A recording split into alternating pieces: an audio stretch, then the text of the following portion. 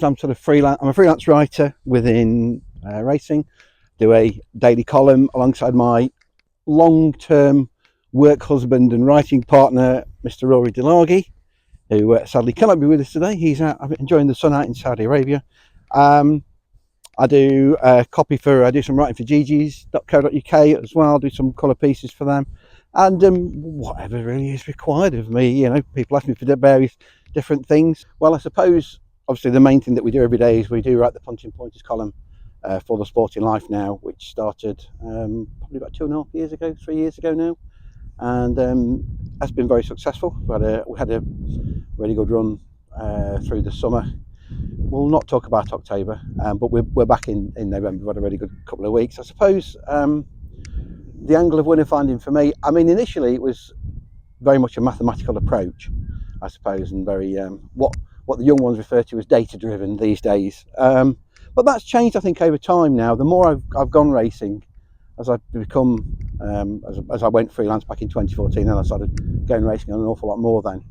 And it is now, as well as the figures, now using your eyes as well and what you see in the paddock. Now, a lot of people sort of say, well, they've all got four legs in the tail, which is true, they have. But you know, you can learn an awful lot, I think, from paddock watching. And it's like, well, you know, it's not a how do you do it? It's not a dark art or anything. I think it's something you can almost teach yourself over time. You know, does a horse look fit? You know, what kind of rib cage can you see? How well does it walk? How well does it track up?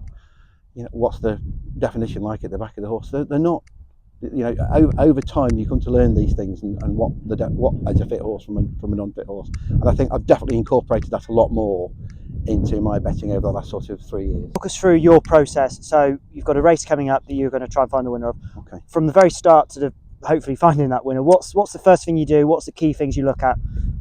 Initially, as you say, it's going to be the data, because the data is there for you, you know, well in advance these days. We have 48-hour declarations, which is great. So, you know, we've just been sort of chatting about the races on Saturday, and you look at the races that are of interest to you. Obviously, it tends to be big handicaps for me, where the form is all on the table. There are no great unknowns for you. That's always a worry when you're looking at a race. The moment you start seeing unknowns about horses, then you know that adds another layer, adds another sort of another factor into things and makes things more difficult. So I think a lot, not all, but I would say a lot of racing pundits and tipsters do like the big field handicaps for all eight horses, because the form is there. So you start with that. You have a go on what you think the likely ground is going to be. That's not always, again, this week is a prime candidate for you of how things can change. Sort of looking at the weather forecast on Tuesday and into Wednesday, Cheltenham was going to be getting anything you like from 10 mil of rain upwards. Today we should be standing here and it should be raining, and it's not. And then that sort of gradually, as the week's gone to sort of 5 mil, and then today, now it's just what we're going to get tonight, which is around about sort of 3 mil. So you've got, it's never an easy game, because you're constantly taking that into consideration, and that makes it a sort of, you know, a movable feast as the week goes on. But ground is a key factor for me, particularly if it's an extreme. If it's very quick or very slow, immediately you can look at a race and go, you know, you can get the red pen out and go, well, no. And then you start filtering down from what you've got left. Which of them are going to struggle in big fields? Which of them are more suited to the distance? That sort of thing. And it's almost a process of elimination. You're sort of ruling out what you don't think can win, and what you're left with, then you sort of start doing a bit more of a deep dive into with the form. I do use my own notes now that I see, particularly paddock wise.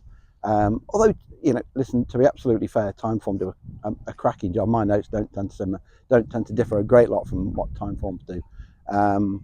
They do differ in some occasions. I know for the bumper at the last meeting here, it was interesting to read the notes on a couple that they didn't like, and I did.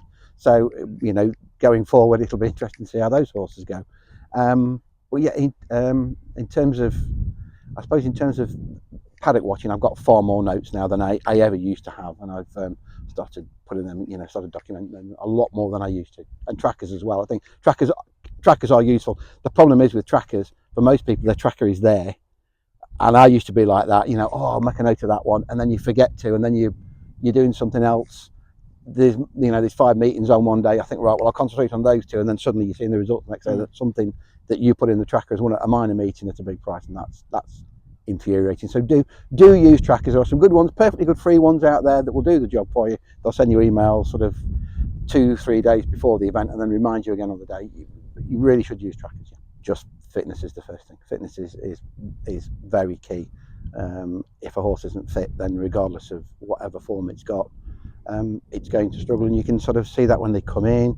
Have they got some, you know, what's underneath them? Have they got a belly on them? How much rib cage can you see? The more rib cage, generally, not always the case, but generally, the better. Look how a horse is behaving in the paddock. Is this behaviour that's normal for it, or is this against the grain? Is it doing something that it's not normally doing? If it's doing something it's not normally doing, then that's obviously a big negative.